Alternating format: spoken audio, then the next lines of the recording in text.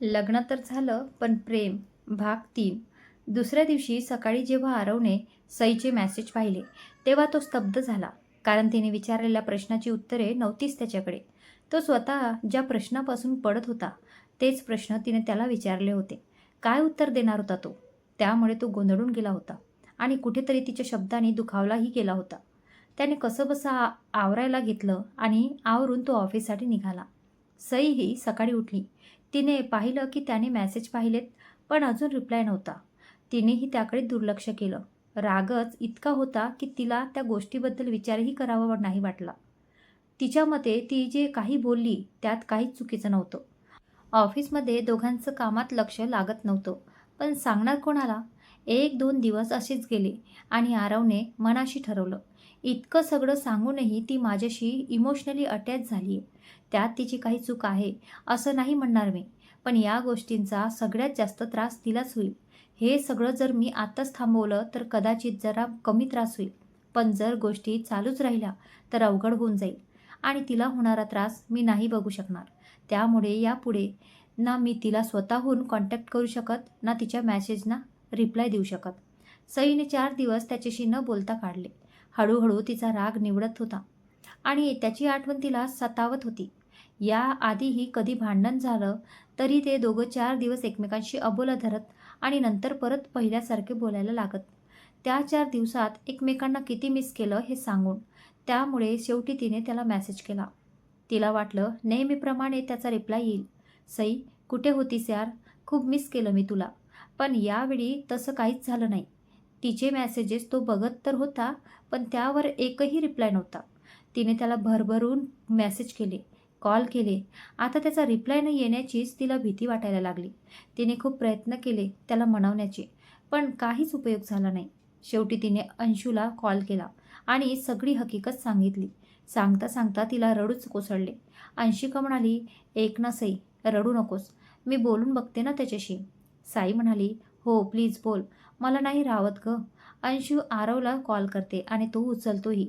"Hello, हाय, अंशिका बोलतीये." "अंशू, हां बोल ना." "ऐक ना, तू सईशी बोलत नाही आहेस का?" "आय एम सॉरी, मी मध्ये पडायला नाही पाहिजे, पण प्लीज एकदा बोल तिच्याशी. खूप डिस्टर्ब झाली आहे ती." "बरं बोलतो मी तिच्याशी. आता जरा मीटिंगमध्ये आहे, ते झालं की बोलतो." "Okay, thank you, bye." Anshu सईला मेसेज करते. "मी बोलले त्याच्याशी, तो करेल तुला कॉल." "ओके, पण त्याचा कॉल नाहीच येत." दुसऱ्या दिवशी सई फेसबुकवर आदित्यला शोधते आणि त्याला मेसेज करते. "हाय आदित्य, सई हेअर, आरवस फ्रेंड्स. मला तुझी जरा मदत हवी आहे. आपण बोलू शकतो का?" आदित्य थोड्या वेळाने मेसेज बघतो आणि त्याला आश्चर्य वाटते. आदित्य म्हणाला, "हाय, बोल ना, काय झालं?" "ॲक्च्युली आरव माझ्याशी बोलत नाही आहे. काहीतरी गैरसमज झाला आहे. मला त्याच्याशी फक्त एकदा बोलायचं आहे. तू मदत करू शकशील?" आदित्य म्हणाला, "ऐक ना, हा माझा नंबर आहे. शक्य असेल तर कॉल करू शकतेस का? म्हणजे नीट बोलता येईल." सई आदित्यला कॉल करते. "हाय, आता सांग नक्की काय झालंय?" सई म्हणाली, "आदित्य, आम्ही काही दिवसांपूर्वी भेटलो होतो. सगळं सविस्तर नाही सांगता येणार, पण त्याच दिवशी रात्री मी त्याला रागात बरंच काही बोलले आणि तेव्हापासून तो बोलतच नाहीये. तो रागावला तरी त्याचा राग इतके दिवस राहत नाही. त्याला प्लीज सांग, मला फक्त एकटंच बोलायचं." आदित्य म्हणाला, "डोंट वरी, तो आज येणार आहे माझ्याकडे. बोलतो त्याच्याशी आणि सांगतो तुला नक्की. थँक यू, मी वाट बघतीये." फोन ठेवल्यानंतर आदित्य 2 मिनिट विचारात पडला. "अच्छा, इथे मी नसले म्हणून आमचे हिरोचं तोंड पडलंय. काय इतके दिवस? पण ही पण डेंजर निघाली की. आरवशी बोलणं व्हावं म्हणून माझ्यापर्यंत पोहोचली. अरे वा, वहिनी आवडले आपल्याला." तो स्वतःशीच हसत आवरून ऑफिसमधून घरी यायला निघतो. रात्री जेवण झाल्यानंतर आरव आणि आदित्य शतपावलीसाठी भेटतात. जरा इकडच्या तिकडच्या गप्पा झाल्यावर आदित्य अंदाज घेत मुद्द्यावर येतो. "मग सई काय म्हणतीये?" आदित्य म्हणाला. आरव काहीही न बोलता चालत राहतो. आदित्य म्हणाला, "काय रे? काय झालं?" आरव म्हणाला, "असं अचानक का विचारलं तिच्याबद्दल?" "अरे, बरंच दिवस झाले तिचं नाव नाही ऐकलं तुझ्याकडून, म्हणून विचारलं. यापुढेही नाही ऐकणार तू. काय झालंय नीट सांगशील का?" "हे बघ, काय झालंय नाही सांगता येणार, पण आता नाही भेटू शकणार तिला." "अरे पण का?" "She said she loves me." "वाटलंच होतं मला. पण मग प्रॉब्लेम काय आहे?" आणि खरं सांगू का, तू मान्य का करत नाहीस मला माहीत नाही. पण तुला ही फिलिंग्स आहेत तिच्यासाठी. मला नाही माहीत रे अद्या. मी जेव्हा शीतलपासून वेगळं झालो ना, तेव्हा मला वाटलेलं आता मी कोणावर पुन्हा प्रेम नाही करू शकणार. त्यामुळे सईसाठी माझ्या मनात काय आहे मलाच कळत नाहीये. आणि समज असं काही असेल तरी मी मान्य करून काय होणार आहे? माझं तिच्यावर प्रेम आहे हे मी सांगितलं आणि आई नाहीच तयार झाली लग्नासाठी. तर त्यानंतर तिला जास्त त्रास होईल असं नाही वाटत का तुला? मी आईलाही दुखवू शकत नाही आणि तिलाही. त्यापेक्षा आत्ताच थांबलेलं चांगलं आहे. विसरेल ती लवकरच मला. तिने तुला कॉन्टॅक्ट करायचा प्रयत्न नाही केला? खूप केला यार, अजूनही करतीये. पण मी खूप रूड वागतो यार तिच्याशी. मे बी माझ्यावर चिडून तरी ती मला विसरायचा प्रयत्न करेल. मला वाटतं तू फक्त एकदा तिच्याशी बोलाव. नंतर निर्णय घे. मी तुला हे सांगणार नव्हतो, पण तुला माहिती असायला पाहिजे म्हणून सांगतो. सईने मला कॉन्टॅक्ट केला होता तुझ्यासाठी. व्हॉट? हो. That's girl is going for you. एकदा बोल तिच्याशी. रात्रभर आरवला झोप लागली नाही. पहाटे कधीतरी त्याच्या डोळ्याला डोळा लागला. दुसऱ्या दिवशी आदित्य सईला कॉल करतो. आदित्य म्हणाला, हॅलो सई. सई म्हणाली, हां आदित्य बोल ना. काही बोलणं झालं का? काय म्हणाला तो? हो बोललो मी.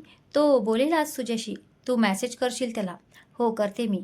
Thank so much Aditya. Sai आरवला मेसेज करते. आरव एकदा तरी बोल ना रे. मला मान्य आहे तुला राग पण आला असेल. पण तू ज्या प्रकारे मला इग्नोर करतोयस त्यावरून काय समजू मी? सांग तू. बराच वेळ तो ऑनलाईन दिसत नाही म्हणून ती ऑफिससाठी आवरून ऑफिसला जायला निघते. इकडे आरव आज जरा उशिरानेच उठतो.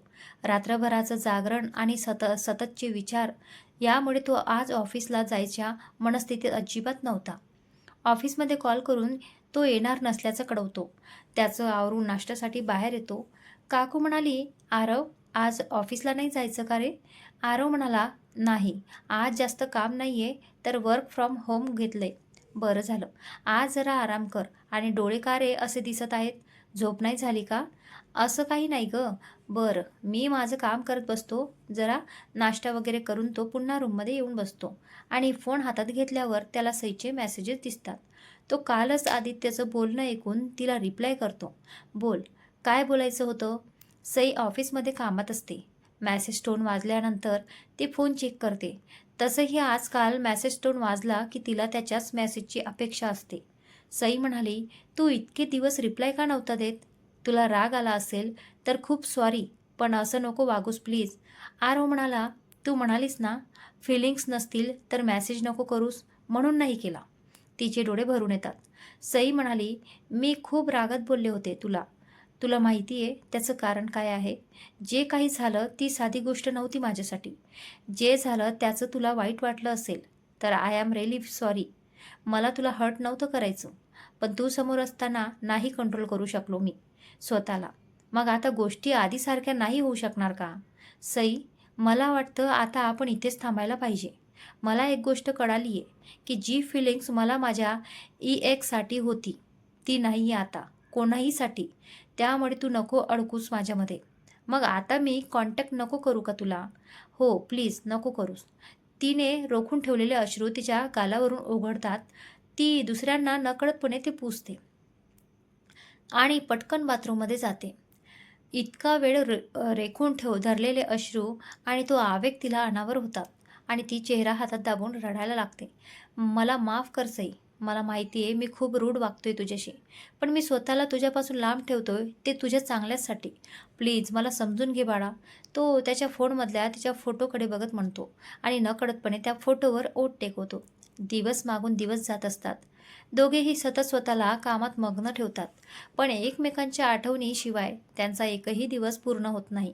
दोघांनी या परिस्थितीशी डील करण्याचे वेगळे मार्ग अवलंबले होते. सई सतत लोकांच्या सानिध्यात राहायचा प्रयत्न करत असते. कारण जेव्हा जेव्हा ती एकटी असते तेव्हा तिला राहून राहून त्याचं बोलणं, त्याचा आवाज आठवत असतो. या उलट आरव जास्तीत जास्त एकटा राहायचा प्रयत्नात असतो. आजूबाजूला लोक अगदी नकोसे झालेले असतात. या सगळ्या त्याच्यात फक्त एकच गोष्ट दुवा बनते, ती म्हणजे सईचे व्हॉट्सअप स्टेटस. तिला माहिती होतं त्याला तिचे स्टेटस बघायला आवडतात. स्पेशली ते जर तिचे फोटोज असतील. त्यामुळे ती फक्त त्याच्यासाठी ते ठेवत असते आणि तोही न चुकता ते बघत राहतो. एक दिवस अंशिका वेदला कॉल करते. अंशिका म्हणाली, "वेद, ऐक ना." वेद म्हणाला, "बोल ना, काय झालं? आवाज का असा येतोय?" "सई गोव्याला येणार नाही म्हणतीये." "का?" "अरे मी तुला सांगितलं होतं ना, की आरव आणि तिच्यामध्ये काय प्रॉब्लेम झालाय, त्यामुळे हो नाही म्हणतीये मला." "अंशू, तू बोल नीट तिच्याशी. तिला सांग, ती नाही आली तर आपण पण नाही जाणार." "हो, बोलते मी. ती खूप डिस्टर्ब आहे यार. मला नाही बघवत तिला असं." अंशू उदास होऊन म्हणते, "आपण तिला बाहेर काढू यातून. I promise. तिला सांग, तिला गोव्याला आपण अजिबात एकटं वाटू देणार नाही. पण तिला यावंच लागेल. आणि अंशू, मी तिथे तिला अजिबात कोणा अनोळखी लोकांशी बोलू देणार नाहीये. आधीच सांगतोय तिला. आपल्याबरोबरच ठेवायचं. कळालं?" अंशूच्या डोळ्यात अश्रू आणि चेहऱ्यावर समाधानाचे हास्य असते. "Ved, I love you so much for this." "Anshu, तुला माहिती आहे माझ्यासाठी तू किती इम्पॉर्टंट आहेस आणि मला माहिती आहे तुझ्या आयुष्यात जितकं मी इम्पॉर्टंट आहे तितकीच सईही. त्यामुळे माझ्यासाठी तीही इम्पॉर्टंट आहेत. आमच्या मैत्रीला इतकं समजून घेतल्याबद्दल खूप थँक्स वेद." "एनीटाईम जान.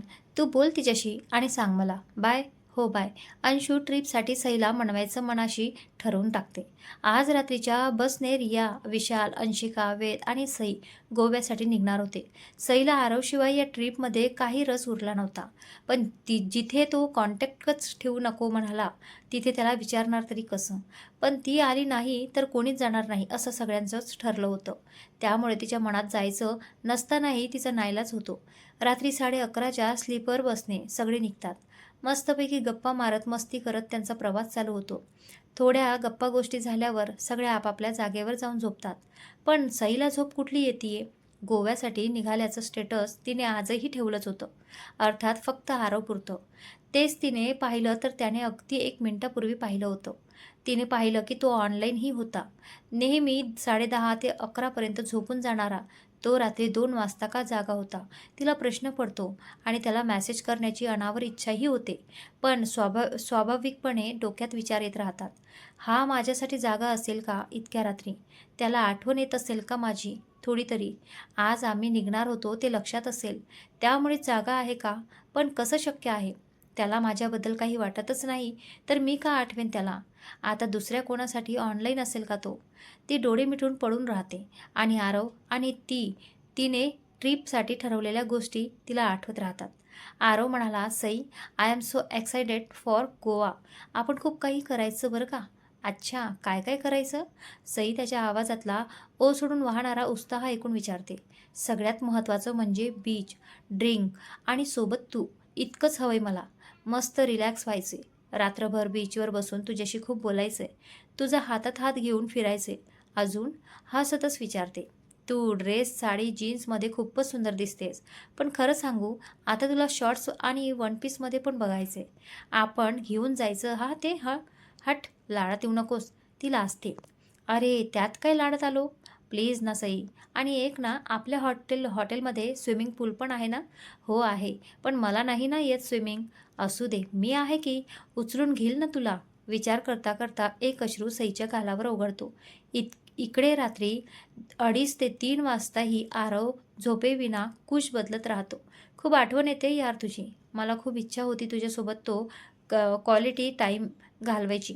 पण परिस्थितीच अशी झाली आहे की काहीच इलाज नाही. मला माहिती आहे तुला ते सगळं आठवत असेल, जे आपण ठरवलं होतं. पण बरं झालं सई, तू या ट्रिपवर गेलीस. तू नसती गेलीस तर मला खूप वाईट वाटलं असतं. आपल्या दोघांच्या वाटेच एन्जॉय कर. मी खूप मिस करतोय तुला." विचार करत करत रात्री कधीतरी दोघांना झोप लागली.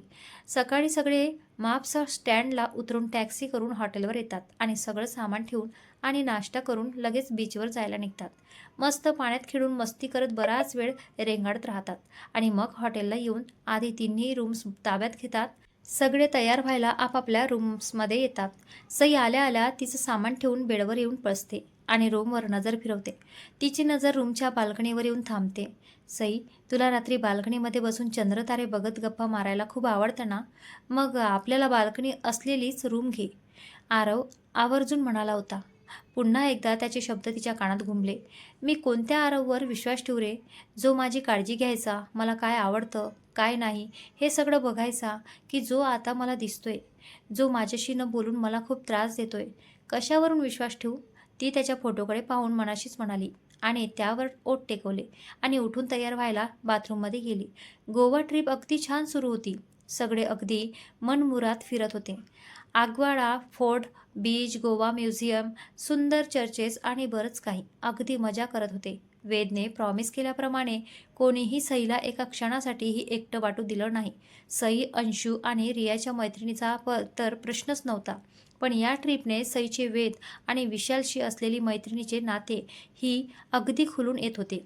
रोज सकाळी हेच तिघे मिळून फिरायची ठिकाण ठरवायचे आणि अंशू, रिया तिला कोशातून थोडं बाहेर पडताना बघून खुश व्हायच्या. सई ही चेहऱ्यावर काही दिसू देत नव्हती, ज्यामुळे बाकी सगळ्यांचाही मूड खराब होईल. किती भारी दिसतायस ग वन पीसमध्ये, अगदी कहर. स्टेटसमधला सईचा फोटो बघून आरव मनाशीच म्हणाला. आज तिला थोडा उशीर झाला फोटो ठेवायला, पण सकाळपासून याने इकडे तिकडे 4 वेळा फोनमध्ये पाहिलं. आज काहीच का नाहीये?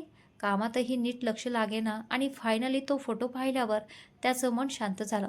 का रे, इतकं एकटक काय बघतोय फोनकडे? शेजारी बसलेला अतुलने विचारलं. काही नाही रे, इतकंच म्हणून आरव पुन्हा कामाला लागला. पुण्याला निघायच्या आदल्या दिवशी रात्री सगळेजण बराच वेळ रियाला रूममध्ये बसले होते. गप्पा, डान्स, मस्ती आणि ड्रिंकही चालू होते. या 3-4 दिवसात खूप आठवणी जमल्या होत्या सगळ्यांनी. खूप खुश होते सगळे. अगदी पहाटे 4 वाजता सगळे झोपायला आपापल्या खोल्यात गेले. सकाळी आवरून ते खाली स्विमिंग पूलवर जायला निघाले. पूलकडे जायचा रस्ता हॉटेलच्या लॉबीमधून जात होता. सई लांबीमध्ये आली आणि समोरच्याच सोफ्यावर तिला आरव बसलेला दिसला. तो तिला बघून उभा राहिला. ती 2 सेकंद त्याला बघतच राहिली आणि मग पळत जाऊन मिठी मारली. दोघांच्याही डोळ्यात पाणी होतं. आरव म्हणाला, I am so sorry Sai, मी नाही राहू शकत तुझ्याशिवाय. आता काहीच बोलू नकोस आरव. सई रडतच म्हणते. तो तिला अजून घट्ट मिठी मारतो आणि ती कितीतरी वेळ त्याच्या मिठीत रडत राहते.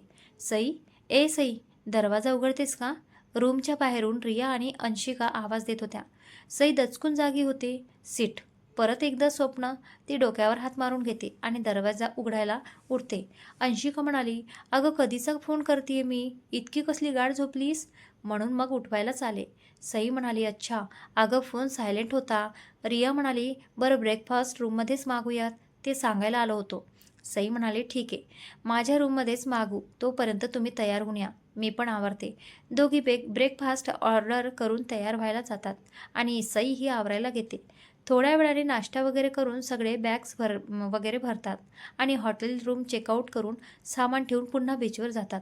पाण्यात खेळत फोटोज वगैरे काढत दुपारी 1च्या सुमारास जेवण करून घेतात आणि पुन्हा हॉटेलवरून सामान घेऊन परतीच्या प्रवासाला लागतात.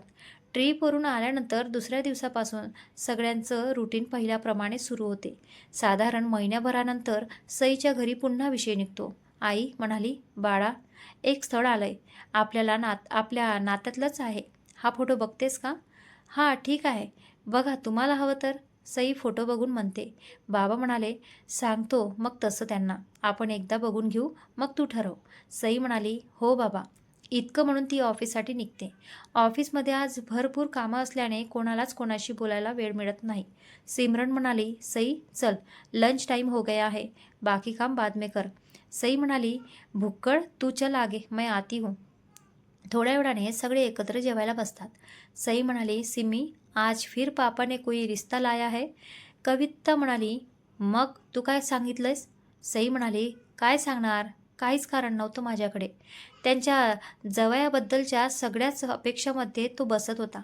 मग म्हटलं बघून भेटू. सिमरन म्हणाली, छोड अभी इतना मत सोच. मला ना माहिती नाही, पण आईशी हे सगळं शेअर करावंसं वाटतंय. याआधी मी असं तिच्याशी बोलले नाही, but I am not able to take it anymore. मला वाटतंय ती मला समजून घेईल. What do you think? Kavita म्हणाली, तुला जर असं वाटतंय तर नक्की बोल. सई म्हणाली, जेवण संपवून तिघीही फिरून येतात आणि पुन्हा कामाला लागतात. खूप दिवसांपासून सईला आईशी आरवविषयी बोलायचं होतं आणि या मुलाला बघायचं ठरल्यापासून तर तिने निश्चितच केलं होतं, पण बोलायची वेळ आली की हिंमत होत नव्हती. एक दिवस घरात फक्त त्या दोघीच असताना तिने ठरवलं की आज बोलायचंच. ती आईसमोर गेली आणि घशात आवळाच आला. तोंडून शब्द फुटेना, पण तिने कसं तरी आईला आवाज दिला. सई म्हणाली, आई तुला काहीतरी सांगायचं. आई म्हणाली, काय गं, बोल ना बाळा. तिने कसं बसं आईला सांगायला सुरुवात केली आणि सांगता सांगता तिला रडू कोसळलं. सगळ्या गोष्टी थोडक्यात सांगून ती आईच्या कुशीत शिरून रडत होती. आई मला नाही विसरता येत गं त्याला. मी खूप प्रयत्न करतीये. सई रडत म्हणाली. तिच्या आईने थोडा वेळ तिला रडू दिलं आणि मग बोलायला लागली. इतके दिवस हे सगळं मनात ठेवून का फिरत होतीस सई? किती दिवस झाले तुला विचारात अडकलेले बघतीये मी. काय अवस्था करून घेतलीस सई तू? तिची आई हळुवारपणे तिच्या डोक्यावरून हात फिरवत बोलत होती. आज जे रडायचं ते रडून घे बाळा.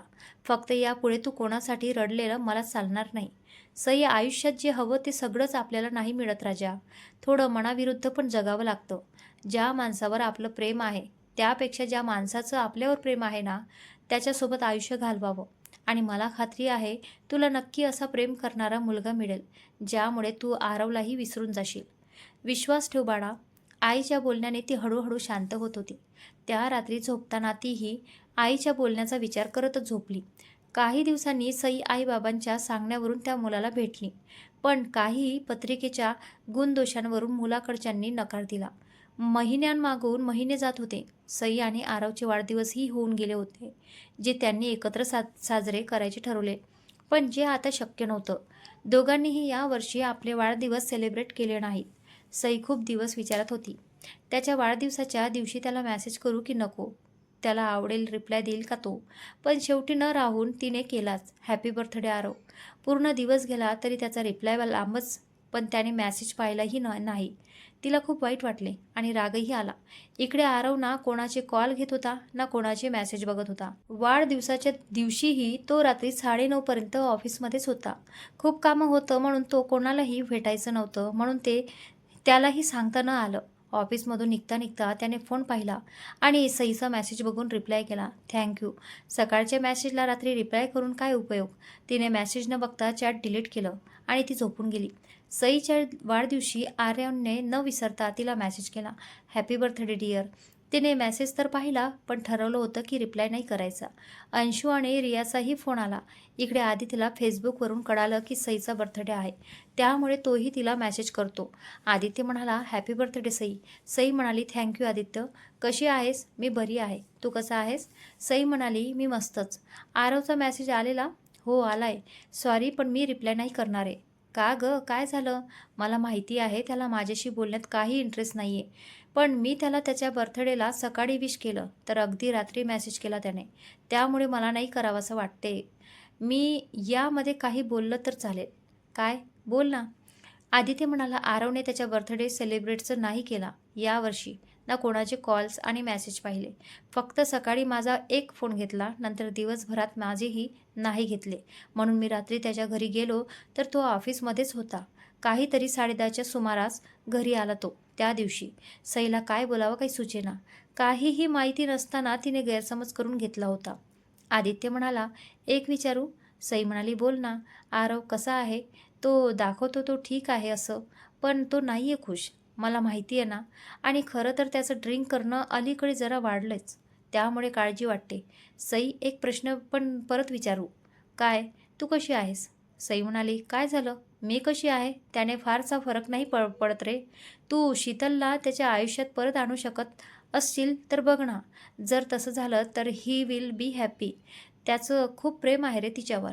त्याच्या आईशी बोल ना प्लीज. त्याचं प्रेम त्याला मिळावं म्हणून मी नक्की प्रयत्न करेन. थँक्यू आदित्य. आणि प्लीज काळजी घे त्याची. Bye bye. फोन ठेवून आदित्य कपाडावर मारून देतो आणि हसत स्वतःशीच बोलतो, दोघे वेडे एकमेकांना कसे भेटले काय माहिती. सईला आदित्यने सांगितलेल्या गोष्टीचं खूप वाईट वाटतं, पण ती फोनवर आरवच्या मेसेजला रिप्लाय देऊन टाकते, थँक्यू.